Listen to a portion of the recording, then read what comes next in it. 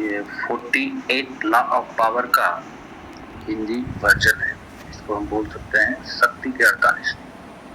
Robert Greene द्वारा लिखी गई पुस्तक है। इसका फर्स्ट चैप्टर जो है, और अगर आप इसे पढ़ लेते हैं तो आप जो है लाइफ में बहुत ही सक्सेस होंगे, क्योंकि हर चीज को ये बताया गया है इसमें। तो तरह तरह के जो चैप्टर हैं इसमें, लगभग जो है 48 नियम है इसमें।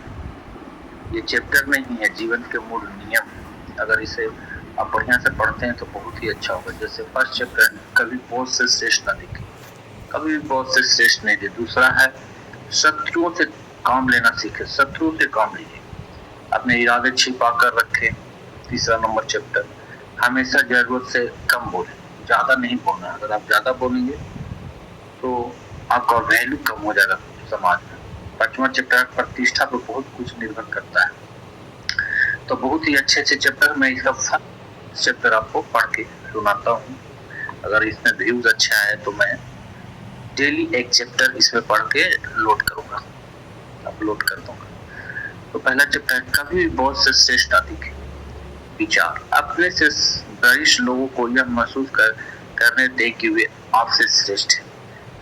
खुश और प्रभावित करने के लिए अपनी योग्यताओं का जरूरत से ज्यादा प्रदर्शन न करें। अगर आप ऐसा करेंगे तो परिणाम ठीक उल्टा होगा। वे भयभीत और असुरक्षित महसूस करेंगे।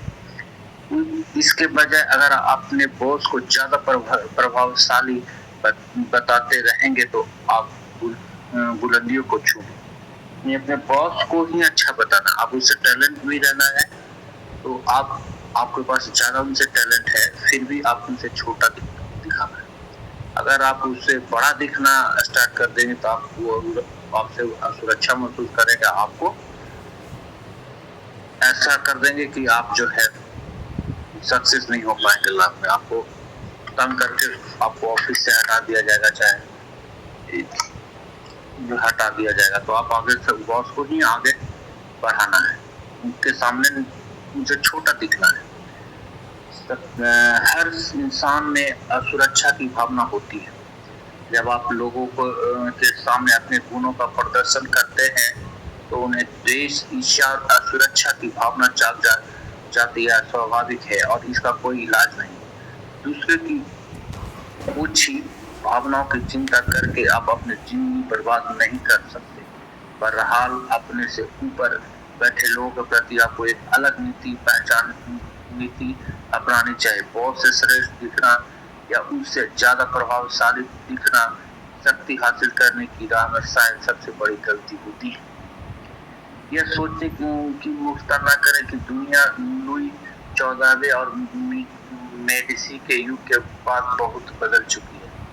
ऊंचे पद पर बैठे लोग राजाओं और रानियों की तरह होते हैं। वे अपने पद पर सुरक्षित महसूस करना चाहते हैं। बुद्ध, वाक चातुर्य और आकर्षण के मामले में आप आसपास के लोगों से श्रेष्ठ दिखना चाहते हैं। आप भूल से भी इस आम अवधारणा पर न चलें कि प्रतिभा गुणों का प्रदर्शन करके आप बॉस की सद्भावना हासिल कर लेंगे। हो सकता है कि बहुत ऊपर से तो आपकी प्रशंसा करने का नाटक है, लेकिन आपका मौका मिलते ही वह आपकी जगह पर किसी और बुद्धिमान, कम आकर्षक और कम खतरनाक लगने वाले व्यक्ति को नियुक्त कर देगा। आपको यह जान लेना चाहिए कि इस नियम के दो पहलू हैं। पहली बात हो सकता है कि आप कोशिश किए बिना ही अपने बॉस से सर्वश्रेष्ठ या ज्यादा दैदीप्यमान दिखते हों। बहरहाल कुछ बॉस दूसरे से ज्यादा असुरक्षा महसूस करते हैं और हो सकता है कि आप आकर्षण और गुणों की बदौलत आप बिना कुछ किए ही उनसे ज्यादा प्रभावशाली दिखते हो। अगर आप अपने आकर्षण को कम न करना चाहे तो भी कम से कम आपको आत्म प्रदर्शन के लिए दैत्य से बचना चाहिए और बॉस के साथ रहते समय अपने अच्छे गुणों का दबाने का तरीका खोजना चाहिए। दूसरी बात यह कभी न माने कि चूंकि बॉस आपसे प्रेम करता है इसलिए आप अपनी मन मर्जी का हर काम कर सकते हैं। ऐसा कई प्रिय पात्रों का मुंह चढ़े लोगों पर किताबें लिखी जा सकती है। उन्होंने यह मान लिया था कि हमें हमेशा बॉस की नजर में चढ़े रहेंगे, लेकिन बॉस से ज्यादा चमकने के कारण वे उसकी नजरों से गिर गए। अपने बॉस से श्रेष्ठ दिखने का खतरा को जानने के बाद आप इस नियम से लाभ उठा सकते हैं। सबसे पहले तो आपको अपने मालिक की चापलूसी करनी चाहिए और उसे चने के झाड़ पर जलाना चाहिए। प्रत्येक या सीधी चापलूसी असरदार होती है, लेकिन इसकी कुछ सीमाएं भी हैं। प्रत्यक्ष चापलूसी बहुत स्पष्ट होती है और साफ दिख जाती है। इसके अलावा यह दूसरे दरबारियों को भी चुभ जाती है। इसके बजाय अप्रत्यक्ष या छिपाकर की गई चापलूसी बहुत शक्तिशाली होती है। उदाहरण के लिए, अगर आप अपने बॉस से ज्यादा बुद्धिमान हैं तो इसके विपरीत प्रदर्शन करें, उसे अपने से ज्यादा बुद्धिमान नजर आने दें, मूर्खता का अभिनय करें, ऐसा दिखावा करें कि जैसे आपको उसकी विशेषतापूर्ण सलाह की जरूरत है। ऐसे हानि रहित गलतियां करें जिससे आपको आगे चलकर नुकसान न पहुंचे, लेकिन जिसके कारण आपको उसकी मदद मांगने का अवसर मिले। हर बॉस को अपने ज्ञान का प्रदर्शन करना अच्छा लगता है। अगर आप अपने बॉस के अनुभव के खजाने से सलाह नहीं मांगेंगे तो वो आपके प्रति आक्रोश और दुर्भावना रख सकता है। अगर आपके विचार अपने बॉस के विचारों से ज्यादा रचनात्मक है तो आपके सामने उसका श्रेय उसे ही दें। आपको यह स्पष्ट बता दें कि आपकी सलाह दरअसल बॉस की सलाह की प्रति धनी मात्र है। अगर आप अपने बॉस से ज्यादा सामाजिक और उदार हैं तो आपको सावधान रहना चाहिए। इस बात का ध्यान रखें कि आपका बॉस शुद्ध है और आपके उसकी चमक रोकने वाला बादल नहीं बनना चाहिए। सबके सामने हमेशा बॉस को शुद्ध साबित करते रहें, जिसके चारों तरफ हर व्यक्ति ग्रह की तरह चक्कर लगाता है। उसे शक्ति और प्रकाश का पुंज बना दे, उसे ध्यान का केंद्र बना दे। इस सभी मामलों में अपने गुणों को छिपाना कमजोरी नहीं, क्योंकि इसके परिणाम स्वरूप आपको शक्ति हासिल होती है। जब आप बॉस को अपने से ज्यादा चमकने देते हैं तो बागडोर आपके हाथ में होती है। आपकी सुरक्षा के शिकार नहीं बनते, आप उसकी असुरक्षा के शिकार नहीं बनते।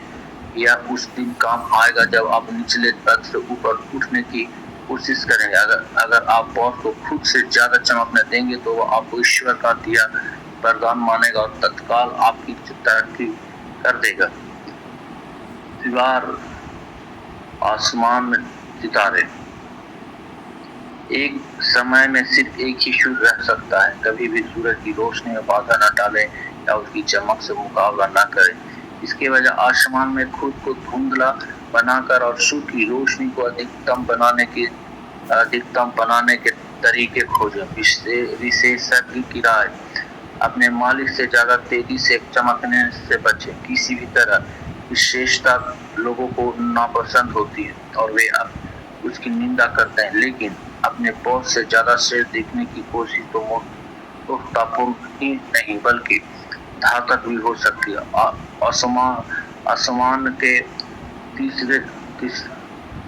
आसमान के सितारे हमें यह सबक सिखाते हैं कि हो सकता है कि सूर्य जितने ही चमकदार हो, लेकिन सूर्य के चमकते समय वे नजर नहीं आते। तो कुल मिलाकर इसमें दिया गया है कि बॉस से आप अगर ज्यादा भी बुद्धिमान है तो बॉस को दिखाएं कि आप उससे मूर्ख हैं, क्योंकि अगर बॉस को पता चल जाएगा कि ये ज्यादा हमसे तेज है तो आपको वहां से हटाने की कोशिश करेगा ताकि उसको रास्ता साफ हो जाए। इसलिए बॉस से चापलूसी करें और उससे आगे बढ़ने की कोशिश करें अंदर ही अंदर, लेकिन उसको ऐसा पता नहीं चलना चाहिए कि वो उससे आप आगे बढ़ना चाहते हैं। उसको चापलूसी करके साइड करें और आगे बढ़ें।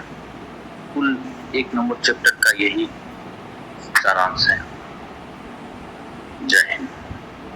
इसके बाद दूसरा नंबर चैप्टर है आपका। इसके बाद दूसरा नंबर चैप्टर हो जाता है मित्रों पर कभी भरोसा न करें, शत्रुओं से काम लेना सीखें। इसमें अगर अच्छा व्यू आता है तो मैं इसको आगे कंटिन्यू करूंगा।